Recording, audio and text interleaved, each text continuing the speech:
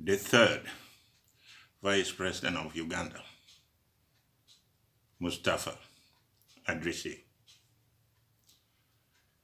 Some of us who witnessed the 1971 military coup in Uganda, we carry the memory of it up to today. We had good memories and bad memories. We witnessed, as children, the killing of the 𝙁𝙗𝙗 and their children. And then later, it covered the entire country. We witnessed a leader who wakes up in the morning and gets his order from God. We witnessed the chasing away of Asians from Uganda because they didn't want to mix with ordinary Ugandans. We witnessed the creation of Uganda Airlines. We witnessed the transformation of that airline that became reality. Growing up as a teenager, those memories will not go away. Even if it happened a long time back, those memories are still following us. The moment you become older, all those memories will be back. During that hard time, during the military regime, there are names. When you hear them, you never forget. Names like that one of our Vice President, Mustafa Adrisi. He was nicknamed Mr. Foreign Currency. The names of Private Ojiga. Whenever you go to town or you're in a nightclub, the moment you hear that name, that Ojiga is in town, you'll ask your foot to take you back home as quick as you can using the Panya Road. And then you have names like that of Lieutenant No Packing. And there are so many names. When you hear them,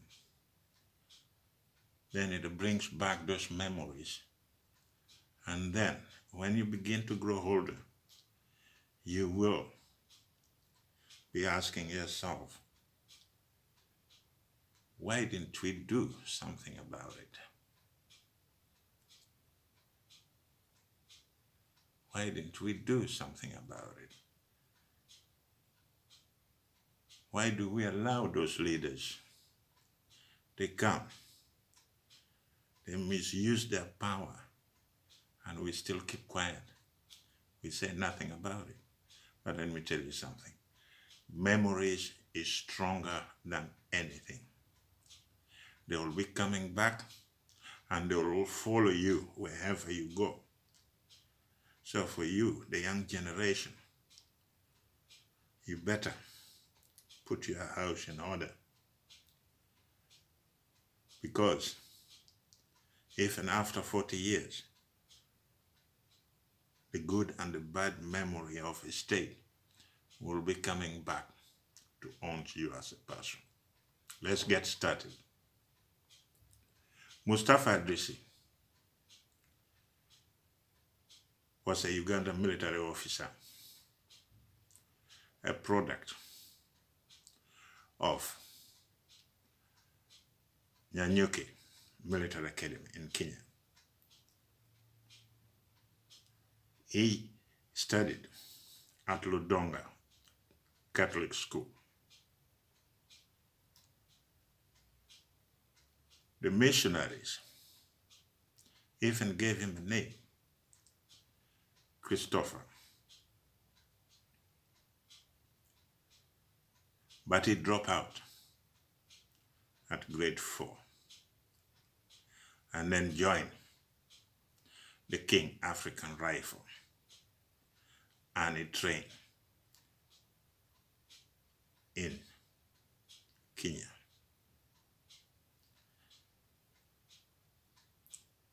He became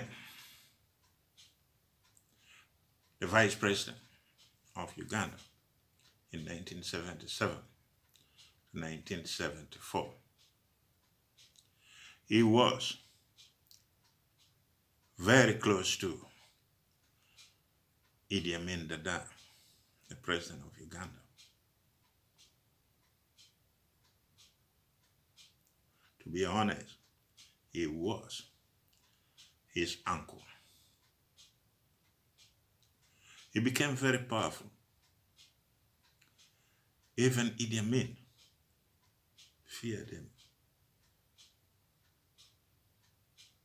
If you remember, when he was injured in a suspicious auto accident, troops loyal to him mutinied, and Amin decided to send troops against the mutiner. Some of them fled to Tanzania border, and eventually leading to Uganda-Tanzania war. They could have played a role there.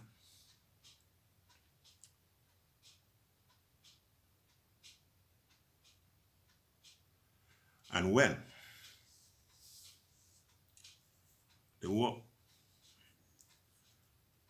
to overthrow Amin was over, the Vice President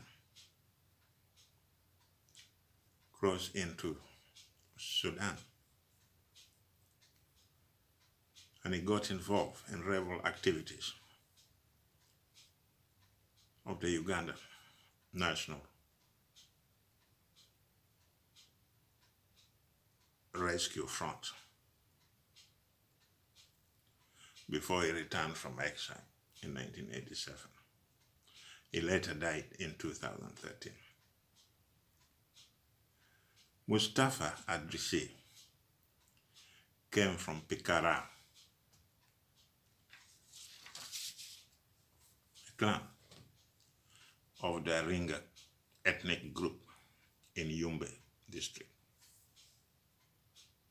As I said before, he studied at Ludonga Demonstration Primary School.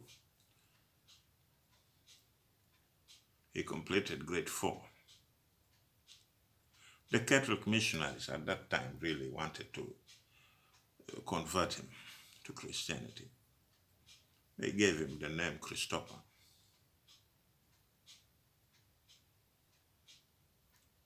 But he dropped out.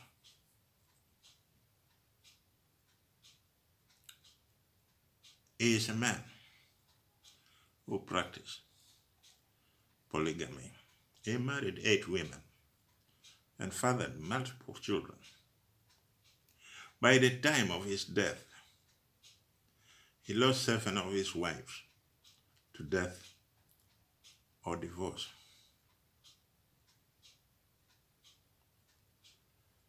As I said before, he joined the King's African Rifle in 1951, trained at �nyanyuki. That is why I call him the product of Military Academy of �nyanyuki. There they promoted him to the rank of corporal. And after additional training and participating in the suppression of the Mau Mau rebellion in Kenya, he was later promoted to corporal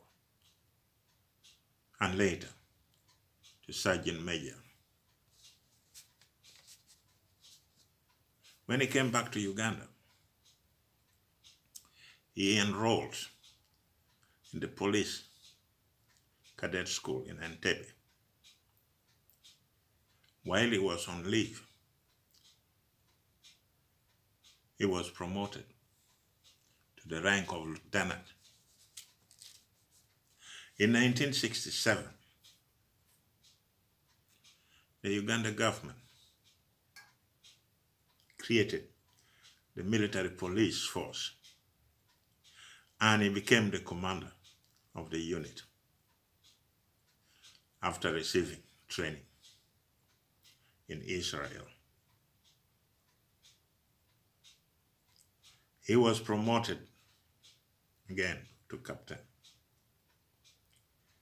He also served as the second in command in Barara Barracks and 𝐕𝐢𝐜𝐞 Army headquarters, and as a military police instructor. When Idi Amin took power in 1971, he was promoted to lieutenant colonel.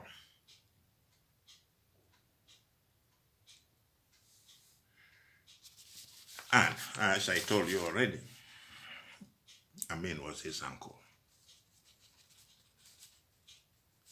2 years later, he became a commander of Army Brigade based in Bali.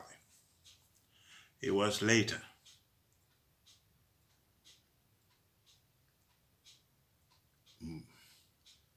made Army Chief of Staff as a concession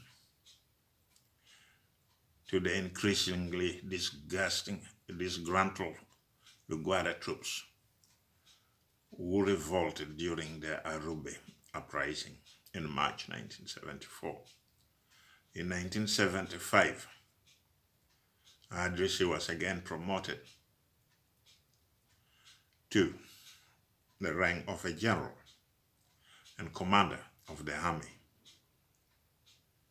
Later, he became the Minister of Defense. To be honest, Amin was afraid of him. He was so corrupt. That is why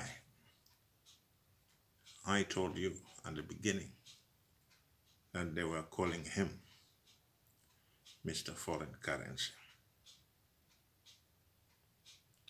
Amin asked Adrisi to resign as the Minister of Defense when he appointed him the Vice President, but he refused to do so.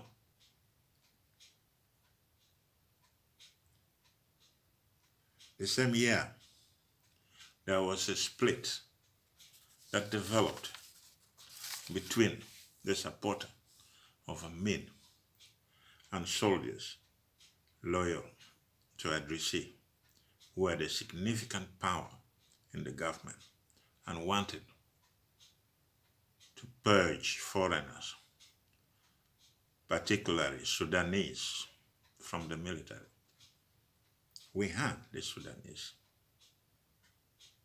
recruited by Idi Amin in the military. And he felt that it was time. He has to get all those foreigners out, because he realized that Amin was depending on those soldiers to depress people around Uganda. But he himself is also not a holy man, because in 1977, he was also involved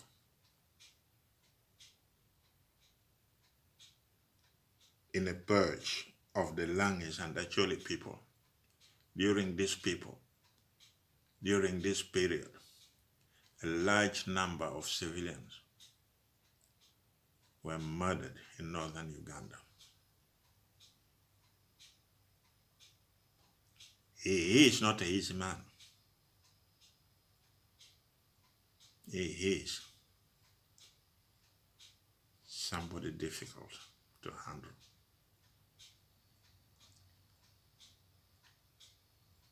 But as I said before, history will follow us. History will come back. So do the little you can do now to save Uganda of today. If you leave it for a long time, it will be too late. Thank you for listening. I will be back.